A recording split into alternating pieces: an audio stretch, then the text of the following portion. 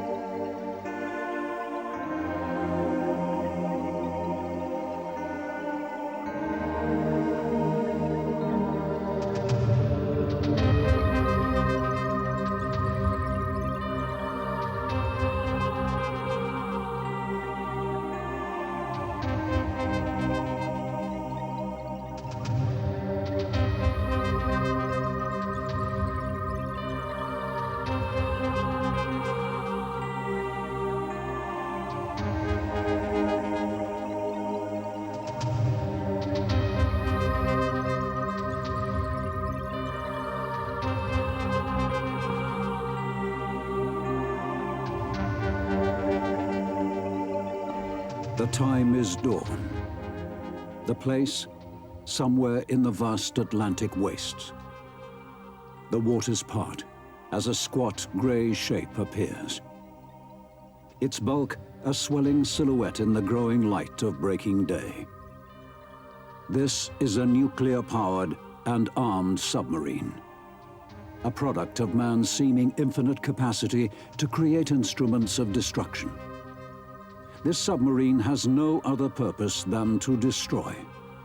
It is the perfect weapon, silently and secretly cruising the dark depths of the ocean, capable of a lightning and terrifying response to any act of aggression should the unthinkable, a nuclear strike, occur. The submarine submerges to continue its lone, near-endless vigil. Stealthy, menacing, the ultimate killer. For centuries, in man's relentless quest to understand and conquer his environment, there was no more tantalizing goal than the mastery of the subsea world. But the path would be long, strewn with the fanciful, the fantastic, the futile, and the fatal, as early pioneers sought the secret of motion in the deep. If you love history, then you'll love History Hit. Our extensive library of documentaries features everything from the ancient origins of our earliest ancestors to the daring mission to sink the Bismarck. History Hit has hundreds of exclusive documentaries with unrivaled access to the world's best historians. We're committed to bringing history fans award-winning documentaries and podcasts that you cannot find anywhere else. Sign up now for a free trial, and Timeline fans get 50% off their first 3 months. Just be sure to use the code TIMELINE at checkout. Myriad propulsion systems were applied in a plethora of capricious craft. Hand power, treadmills, clockwork, compressed air, and the most dangerous of all, steam. But only with the advancing technology of the Industrial Revolution would the vague submersible become the true submarine, and the elusive dream become reality. If the story of the evolving submarine was one of trial and error, adaptation and plagiarism in countries spread across the globe, the term father of the submarine must still go to one man, the tenacious Irish-American John Holland. In 1900, a skeptical United States Navy finally took delivery of a small subsea craft known simply as the Holland. Unbeknown to them, their purchase, the result of 25 years of meticulous research, disappointment and rejection, was the first unqualified success in submarine history. The modern submarine was born. Its secret? The successful harnessing of a twin propulsion system which within a decade would be, with few exceptions, the standard power source of every submarine in the world. On the surface, the Holland and its successors were powered by the revolutionary internal combustion engine, fueled by petrol, paraffin, kerosene, and later diesel. Submerged, the problem of drive without an oxygen-fed power unit was solved by the rechargeable, battery-powered electric motor. With a suitable power source found, advance followed on advance. From its earliest inception, despite protests to the contrary, there was never doubt as to the role of the submarine. It was to be a weapon of war. This had been reinforced by the invention in the 1870s of the first locomotive torpedo, self-propelled by compressed air.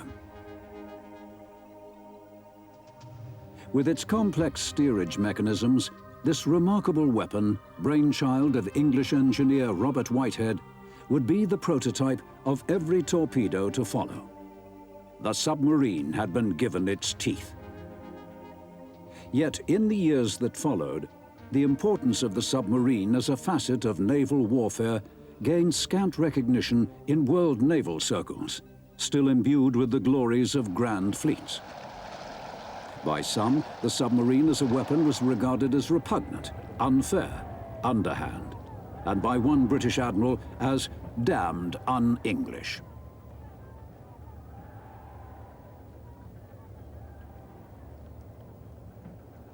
One voice, however, was raised in lone prophecy. Admiral Sir John Jackie Fisher, the architect of the modern Royal Navy in the dreadnought age, caustically observed, "It is truly astounding to me how the very best amongst us absolutely fail to realize the vast impending revolution in naval warfare that the submarine will accomplish." In 1914, the storm clouds of war broke, engulfing nation upon nation in a titanic, dynastic struggle. The infant submarines received a baptism of fire. Theory was put to the test, as for 4 grueling years, they plied their furtive trade in the waters surrounding an embattled Europe. The German submarine war plan was simple: all-out attack on the vast Allied merchant fleets to starve Britain of the means to wage war. Throughout the war, class after class of submarine was churned out from the German naval dockyards in an unbroken chain, each one in some way better than the last. Larger, with longer range, greater submerged endurance, bigger and more accurate torpedoes, stronger deck armament.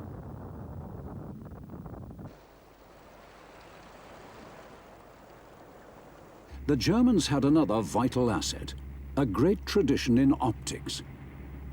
All submarines had some kind of periscope, but the German submarine's optical equipment was superlative, the eyes without which submerged attack was pointless. One of the new submarines, the U-151, the Great Deutschland of 1916, would twice run the blockade to the then neutral United States, and in so doing mark another advance in the evolution of Germany's classic lone sea raider. The world was being introduced to a formidable new weapon in sea warfare, called simply the U-boat. With no great German mercantile fleet to tackle, the Allied strategy was essentially different, based on integrated support of ground forces and the harassing of the German high seas fleet.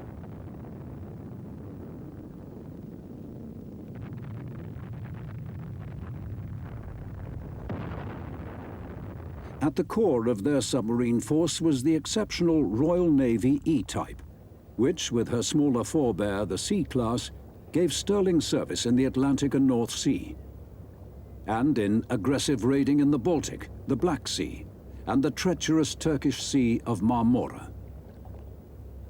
Without the submarine assault on the Turkish supply lines on sea and shore, the tragedy that was Gallipoli would have been an even greater slaughter.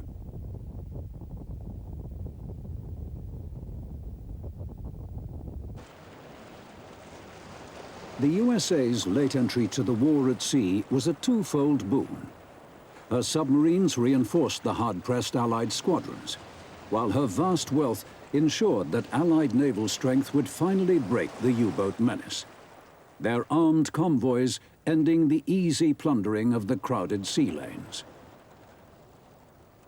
The tools of anti-submarine warfare were still crude. Primitive sonar or ASDIC, the hydrophone, and the early depth charge. But an indelible format had been set for the future. Armed convoy versus submarine.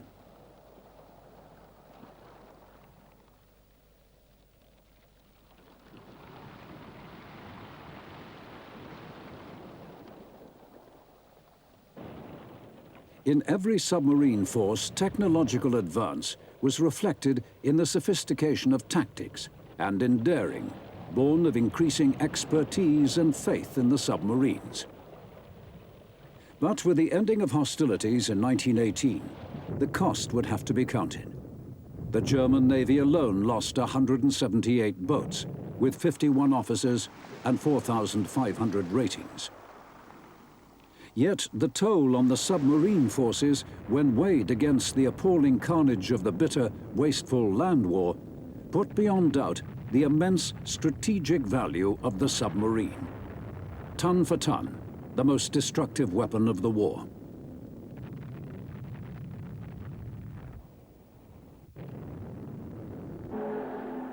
In the aftermath of the Great War, the response to this reality was two-faced.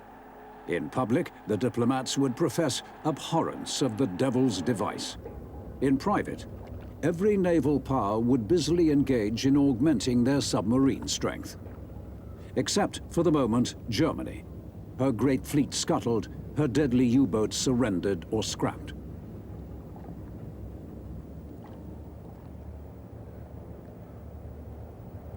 The forced surrender of the German submarine force allowed the victors close comparison of their own vessels with the sea raiders who had wreaked such havoc.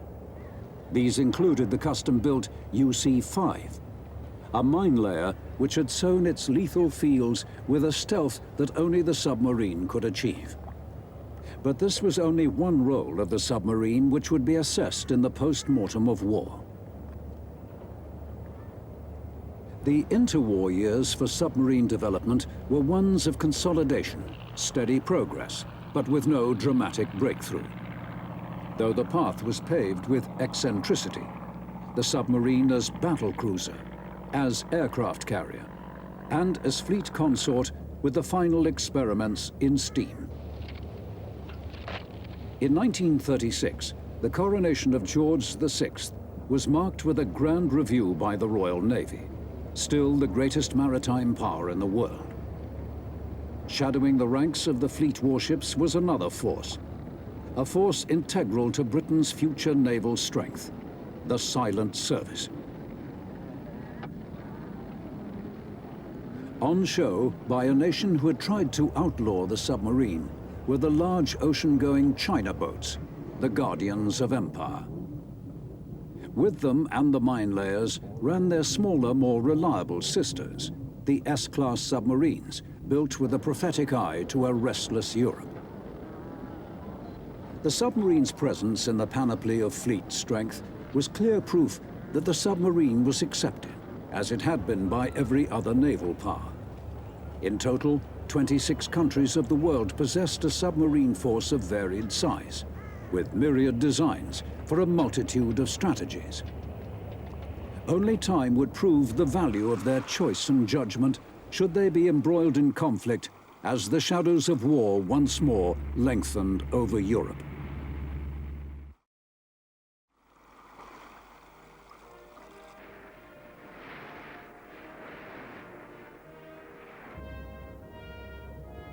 Germany had rearmed. This time, it was not the imperial eagle which flew above the fatherland, but the Nazi swastika, as Adolf Hitler led the German people steadily towards his war of vengeance and conquest. In Hitler's grand design, a resurrected U-boat force was to be accorded a place not given by any other country to their submarine arm. The reasons were not obscure. A new generation of German submarines rolled from the slipways in recognition that the old enemy Britain must be faced, that the British Navy was too strong to be confronted, and therefore that Britain must be starved into submission. The weapon for the task, as in the last war, was to be the submarine.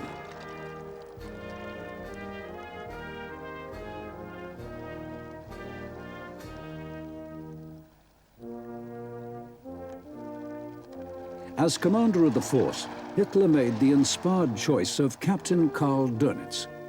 An undistinguished veteran of the last submarine war, Dönitz was nonetheless a brilliant organizer who would change the whole face of submarine warfare. In September 1939, the waiting ended, and the U-boats already at sea struck the first blows in a sea war that would last for 5 bitter years.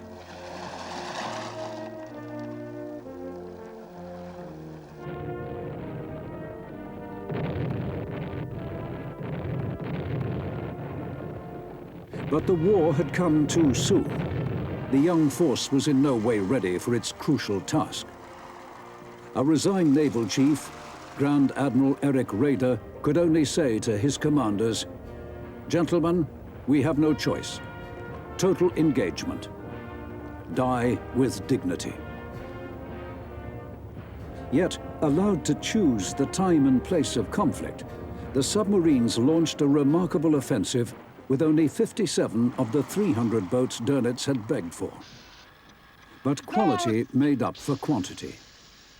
The creative drive of the German designers and the pride and resentment of the ex-submariners who had almost won a war had ensured that the U-boat production line had never ceased, that the link with the tiny kerosene-driven U-1 of 30 years before remained unsevered.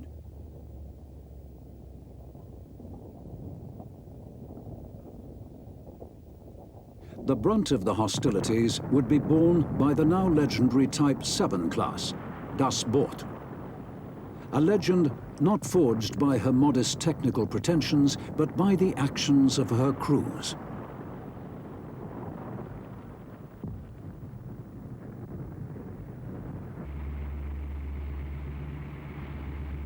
Yet the Sevens, evolved from their forebears in the now familiar format, were ideal for the task. With a low conning tower, only 5.2 meters above the waterline, they were hard to see from over a mile, even in daylight. At night and head-on, they were practically invisible. They could dive in under half a minute, could reach 100 meters without strain, and 200 if hard-pressed. Depth and endurance at high speed were twice as good as any of their contemporaries. But still under the 8-knot barrier, which after 20 years of submarine development remained unbroken by any combat submarine.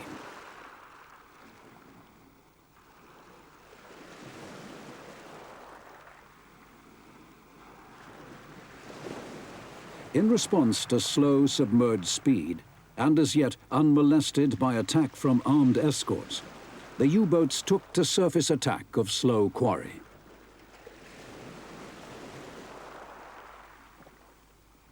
While the erratic behavior of the torpedo had been studied, and this remained the submarine's main armament, the deck gun was now a feature of every submarine.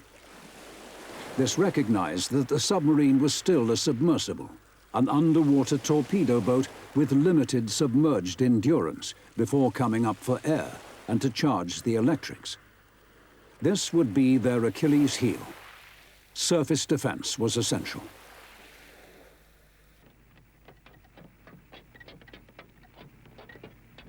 In the early days of the savage Battle of the Atlantic, the U-boat crews enjoyed their cynically dubbed happy times. First, the easy pickings of lone merchantmen scattered across the sea lanes, caught up by the surprise, speed and scale of the onslaught. Then, among the ill-protected convoys. The Allies faced a fearsome logistic problem. how to run an armed convoy system when the escorts did not exist. All were spread through the far-flung sea stations of the Empire. Even given an escort, anti-submarine capability was still poor. The pattern would change, but for the moment, the U-boat crews enjoyed a rich harvest, returning to port to the adulation of a doting public with their pennons, as with other forces, proclaiming the kills, including the audacious coup by ace Gunther Prien of U-47, who had sunk the battleship Royal Oak in the Royal Naval haven of Scapa Flow.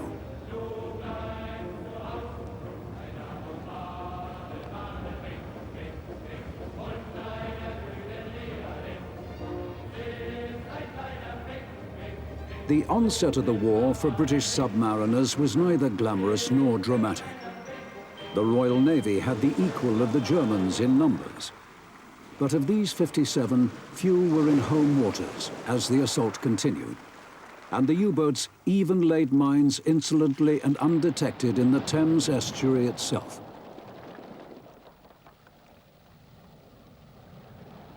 It would take time to recall the skilled submarine veterans from the eastern stations.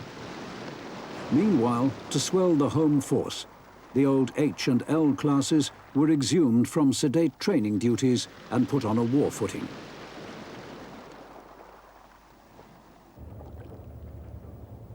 Yet their presence in the force was not odd.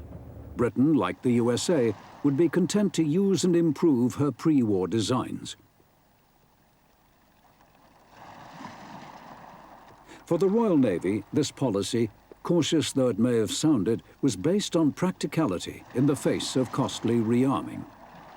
Yet, as if in mirror of Germany's conveyor belt system, this building on the past produced the excellent T-class patrol submarine. Cheap but stable, efficient and powerfully armed. The future would show its worth.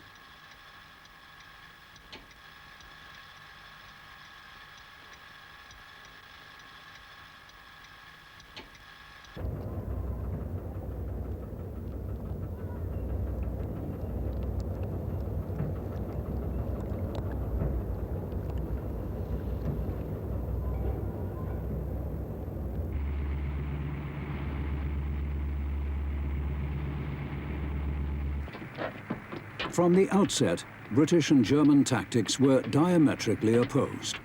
While the U-boats pursued, the Royal Navy stood on station.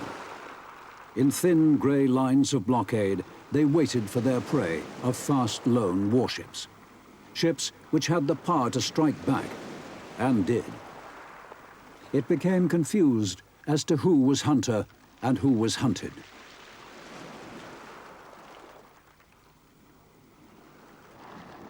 But the German invasion of Norway gave the Royal Navy's submarine arm the targets in number they craved, as they took the war to the enemy.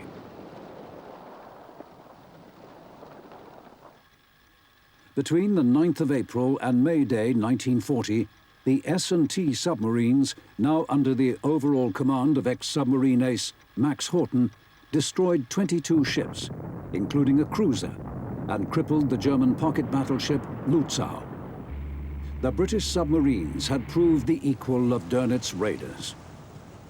The key to Dönitz's continuing success was not the lone guerrilla submarine of World War I, but rather the dreaded Wolf Pack, whose potency it would take the Allies 3 years to master. The tactics were simple and deadly.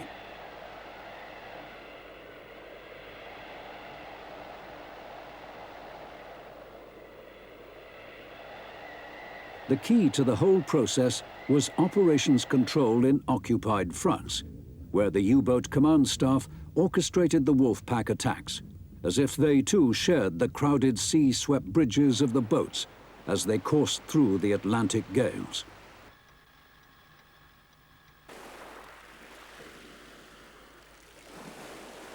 A single convoy sighting by a lone U-boat would begin a radio dialogue between sea and shore, which would send submarines to converge on the shadowing vessel.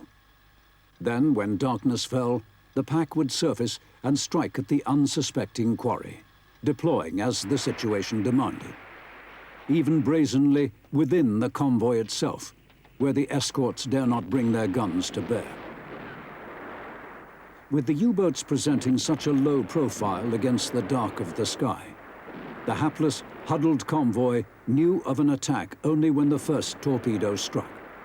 The effects were devastating.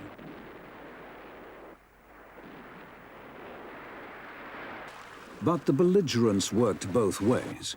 If the torpedo was the submarine's bite, it was also its betrayer, bringing the growing number of escorts homing to the scene with their electronic paraphernalia and their increasing skill in detection of what was and what was not a submarine in the depths of the ocean. The torpedoes loosed, there was no time to celebrate victory or dwell on failure, as in a single moment, the hunter became the hunted, and the real trial for a submarine began. The battle to survive, to outwit the enemy above, in a tense, deadly game of hide-and-seek. Even if the submarine dived, once the area had been pinpointed, efficient sonar could detect the submerged marauder.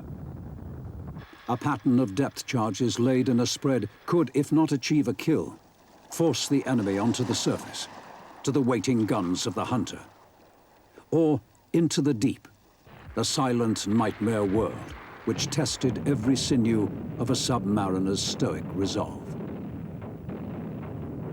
Being depth-charged was an experience which no submarine crew wished to repeat. The psychological strain was immense, as they waited for the shock waves of an exploding charge, not knowing if this was the killing blow. As the boat shook, the hull leaked, and equipment was strewn the length of the submarine. But submariners learnt that they could survive an attack, that the depth charge was lethal only within 30 feet, that by going deep, they could avoid the dangers of an explosion under the hull, that the destroyer carried a limited number of charges, and the attack must peter out. But there was one other great fear: chlorine gas, the deadly combination of water and leaked acid from batteries disturbed in the attack. As the U-boats were harried and hounded, to the all-pervading stench of rotting vegetables, refuse, unwashed bodies, bilge and bile was added an almost tangible odor of fear. Yet the submarines never flinched from their task of sinking ships. But to maintain the offensive against the mounting toll of Allied destruction, the submarines needed to be in peak fighting trim and constantly at sea. The logistics of supply were a nightmare.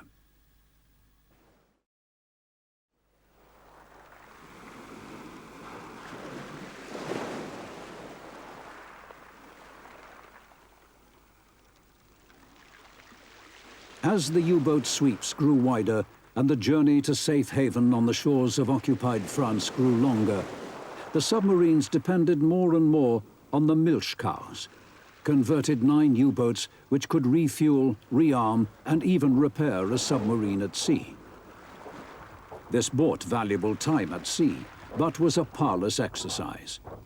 Even in calm weather, safe from the probing eyes of the enemy, from the sea, and now the sky. Submarines in every theater of the war faced a new menace, which would become the greatest killer of all: the anti-submarine aircraft.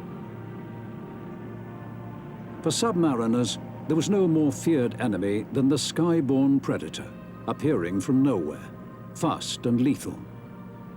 An aircraft's very presence, hostile or not, made surface running exhausting and dispiriting, with constant disruption of vital surface chores. Wise submariners, without shame, dived from anything with wings.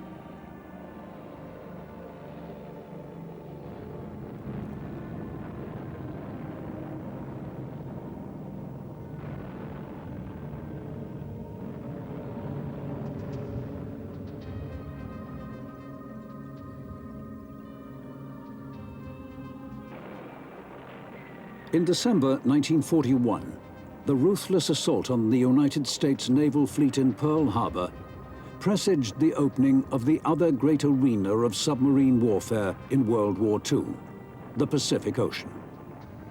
The hard-pressed German U-boat force gained an ally, Japan, and some respite, as US naval focus swung from the Atlantic. The reception by the Germans of the I-130, a typical large, ocean-going Japanese submarine of World War II, marked a flourishing entente cordiale between the submarine forces of Japan and the Third Reich. At the end of their historic journey, the visitors were accorded a full state welcome, a masterpiece of propaganda. But amidst the feasting and festivities, the diplomats were at work. Dönitz promised his new ally U-boats to swell the Indian Ocean force. But, sadly for Japan, few of the larger ocean-going Type 9 boats survived the perilous 6,000-mile journey through the South Atlantic to this important cockpit of the war, where East met West.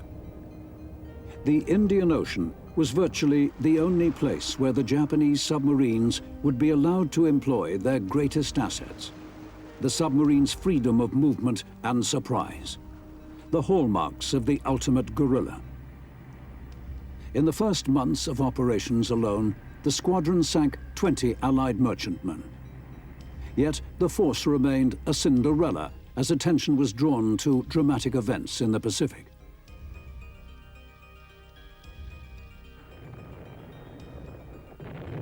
Throughout the early war, the efficient Japanese industrial machine poured out class after class of large attack submarines, the tools to police the ever-expanding Japanese maritime empire.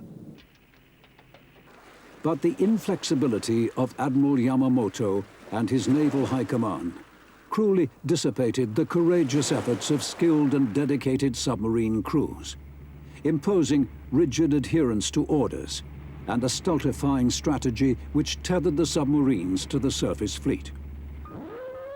Too late, the Great Sea Battle of Midway, from the 12th to the 15th of November 1942, showed the folly of this unbending stance, as the submarines were left wallowing in the wake of the charging warships. From this moment on, the Japanese submarine force slipped slowly towards ultimate defeat. In stark contrast, America, the sleeping giant, was fully aroused as her Navy Department finally grasped the true nature of the Pacific War. The Atlantic situation was reversed. Japan was the island nation dependent on the sea for supply. America was the aggressor, exploiting every resource to starve the enemy into submission. The whole Pacific was a war zone, and every craft upon it a potential target. By late 1942, the United States had a massive submarine building program underway, with obsolete First World War and interwar boats giving way to fast new submarines built to stand long tests of endurance in the vast Pacific. The 73 submarines of the Gato class, with their partners, the Baleo and the Tench class, were the new killer fish which would bear the brunt of hostilities in the sea war. America's long-range attack submarines, the famous pig boats of World War II.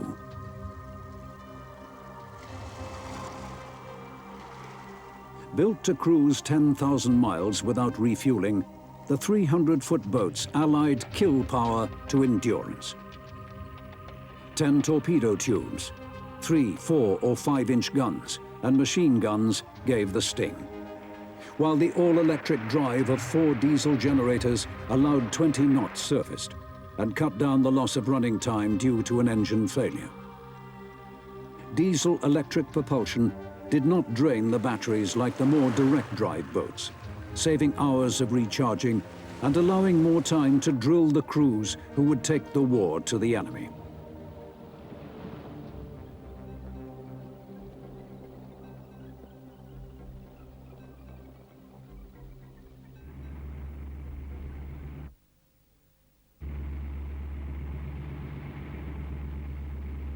Submariners were a breed apart, and had to be. To have the mental and physical toughness to endure month after month in the twilight world of a submarine, but also have the skill, reflexes and nerve for the moment of attack or crisis. Training was a byword in a submarine force. They were taught the theory. They were taught the practice. They were taught to survive, or at least to believe that they could survive, could escape from an underwater grave.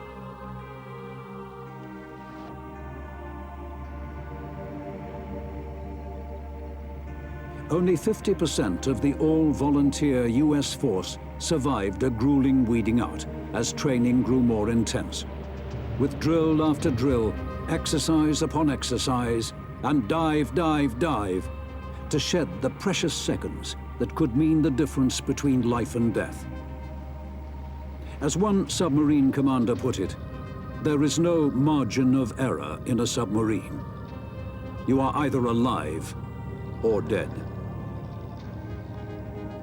The submarines that left the American bases were superb fighting machines, manned by fit, expert and fiercely loyal crews, confident that everything had been done to maximize their success in battle.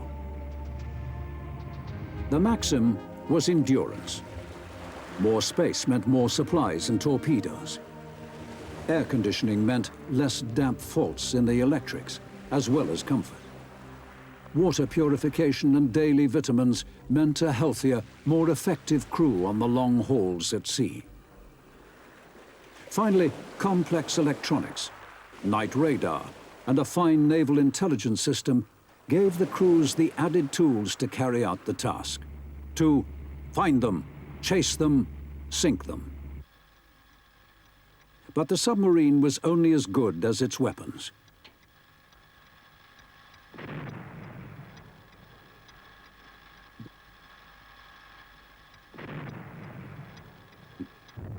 For an incredible 21 months, the US submarines put up with the chronic vagaries of the ill-tested Mark 14 torpedo.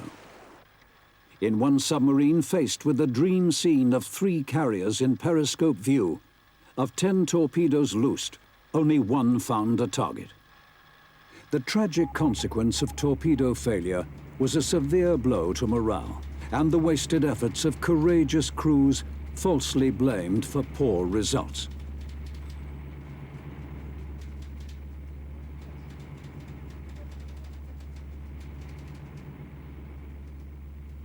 But within these limitations, and by adopting the salvo technique to raise the chances of a hit, the US submarine force pursued their task with vigor, developing and refining all the tactics hard learnt by the forces in the European Sea War.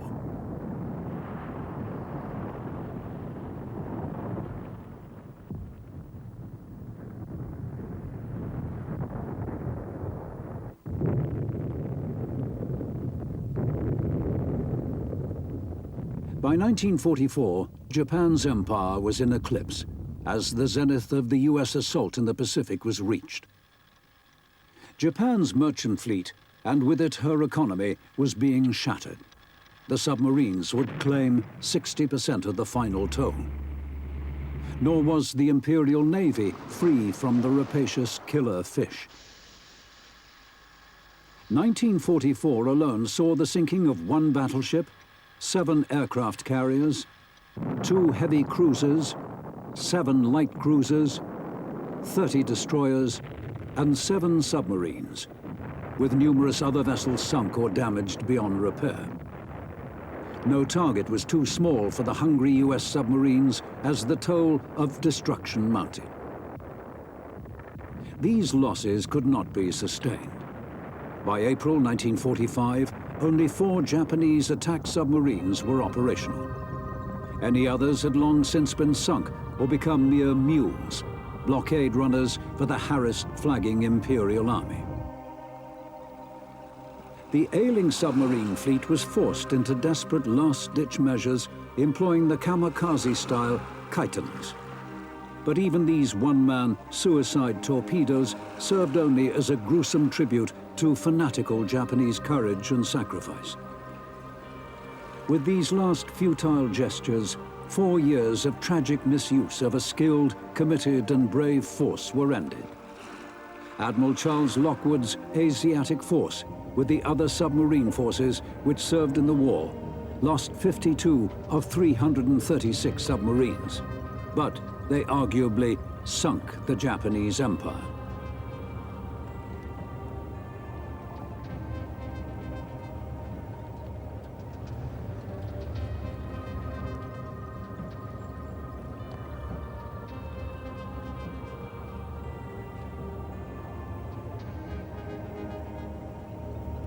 While the battle in the Pacific was played out, across the world another sea contest, equally crucial, had run its course.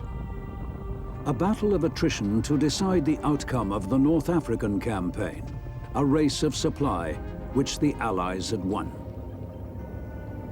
In the calm, clear waters of the Mediterranean Sea, Mussolini's maritime pretensions were dashed, his large modern navy, without commitment or good leadership, humbled.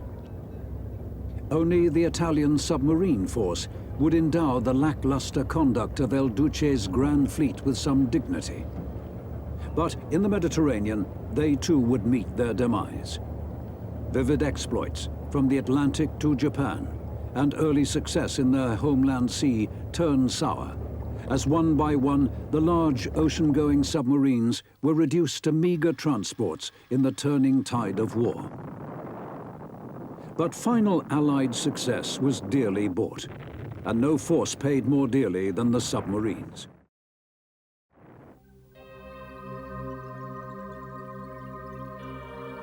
In December 1940, a vanguard of the Royal Navy's U-class training submarines of 1938, armed only as an afterthought, entered the inland sea and proved the most potent sea raiders of the conflict. These were the nucleus of the tough, aggressive flotilla, sailing from shell-torn Malta, who would bear the brunt of the submarine war. In the course of the savage struggle, 21 of the U-class alone would fail to return to port. Yet the burden was shared as into the arena the Royal Navy filtered its larger submarines, with highly trained young crews or battle-hardened veterans. The attacks on the vital Axis convoys and the Italian Navy continued with mounting ferocity. During the critical years from January 1941 to February 1943, more than 600 torpedoes were fired and 100 Axis vessels sunk. By 1943, the assault on Italian shipping had become a slaughter. But the price was reinforced as destroyers, mines, and the unknown fate of those submarines listed as missing added to the forlorn toll. Lucky boats like the S-class Safari returned to Britain to acclaim their Jolly Rogers, like the German U-boat Pennons, proclaiming the kills.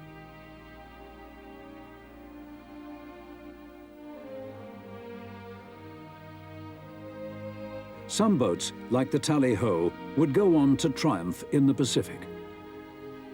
But other submarines would never leave the Med. The T-class Thunderbolt was one.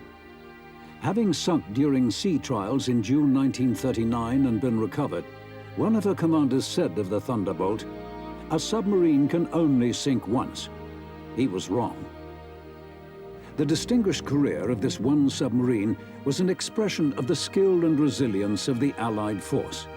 Her fate, a symbol of the depredations of the vicious submarine war.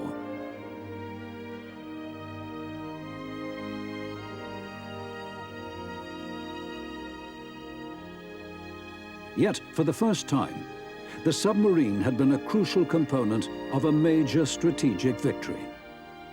The laurels were shared, but without the submarines, there would have been no laurels at all. By mid-1943, in the long, bitter battle of the Atlantic, the Germans were losing 15 U-boats a month to the Allied hunter-killer groups. All attempts to redress the balance failed.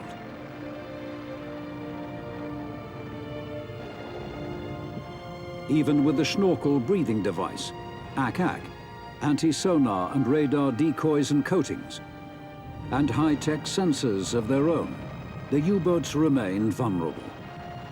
No longer was even darkness a friend, as the tables of the early war were turned and the Allies waited for the raiders to surface in the night.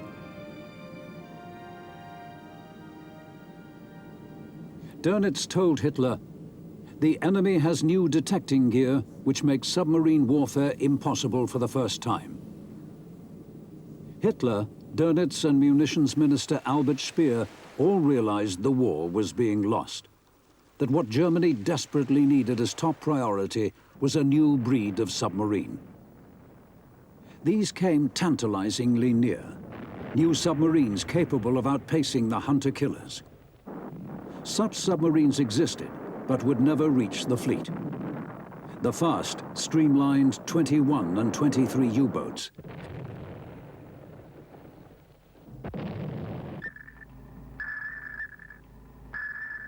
With virtually the same class of submarines that had confidently begun the war, the Kriegsmarine finally lost the technology race, beaten by time. On the last day of the Atlantic War, Admiral Dönitz, successor to Hitler, gave a poignant farewell to perhaps the most dedicated and most tragic force of World War II. Of a total of 39,000 men, 28,000 had been killed in action and 5,000 captured. An awesome 85%.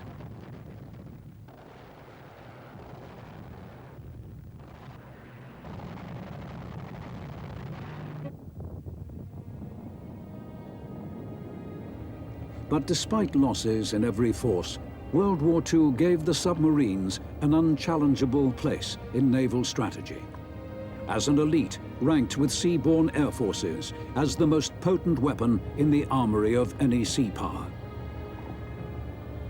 As the survivors came home from the war, the victors and the vanquished, what was perhaps unrecognized, unsung or unknown was the sheer versatility and magnitude of the submarine's contribution. The mine-laying, the covert visits to hostile shores, sea rescue, shore raiding, reconnaissance and supply, and countless special missions, some with vessels built for one task alone. Of these last, the midget submarines, the human torpedoes and the chariots were the most unlauded, eccentric, inventive, secretive, and dangerous. When blessed with success, like the Italian two-man pig boat raids on the Royal Navy's bases in Alexandria and Gibraltar, the results were stunning in proportion to the size of the assailant.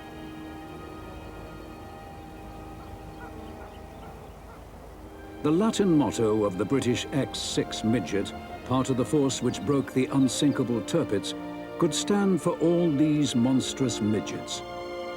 Pisces minimus maximorum ad patens, loosely translated, the smallest fish with the biggest appetite.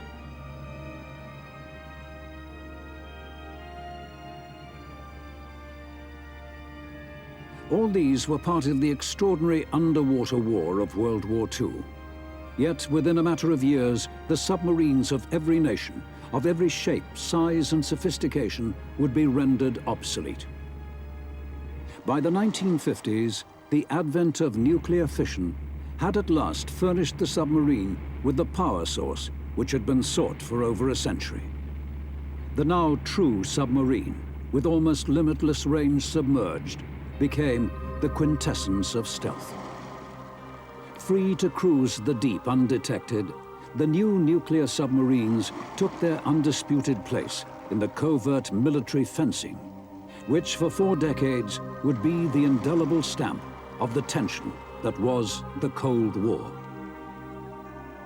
With all the latent problems of undersea mobility solved, the irresistible march of technology, harnessed for political and military ends, ensured the refinement of the nuclear enfant terrible into the absolute instrument of destruction it has become.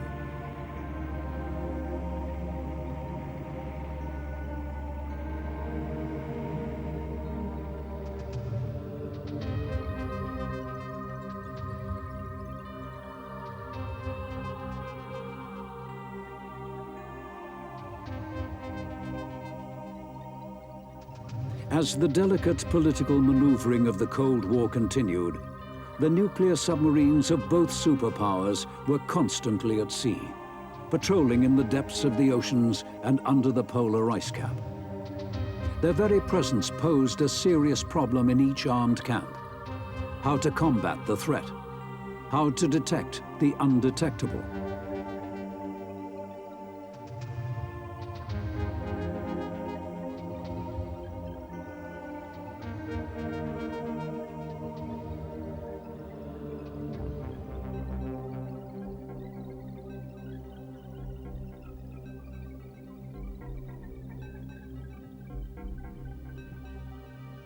The advanced technology which had created the weapon was harnessed to furnish the antidote, with advanced sensor systems, anti-submarine missile aircraft, and anti-missile missiles.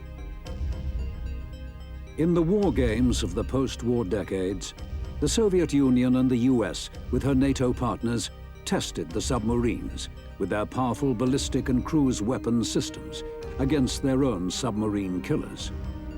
Though simulated, and in uncontested waters, these computerized games of cat and mouse were a disturbing echo of very real contests in the great submarine wars.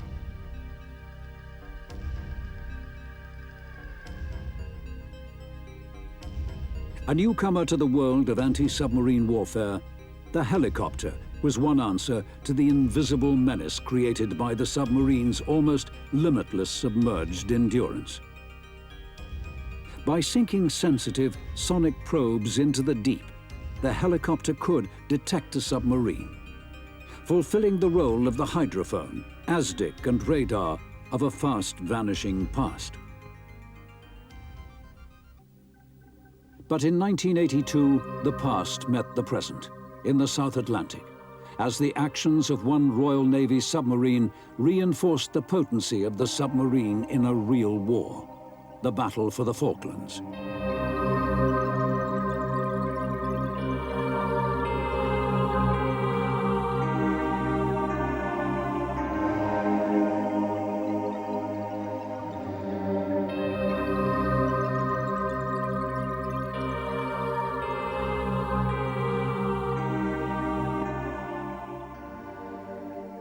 Given permission to attack, Her Majesty's nuclear-powered submarine Conqueror fired a pattern of elderly Mark 8 torpedoes at the old Argentinian cruiser General Belgrano.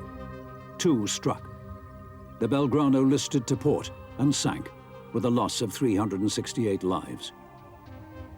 From that moment on, the Argentine Navy kept their larger surface ships safe in port. This one act of war swung the balance at sea to the Royal Navy.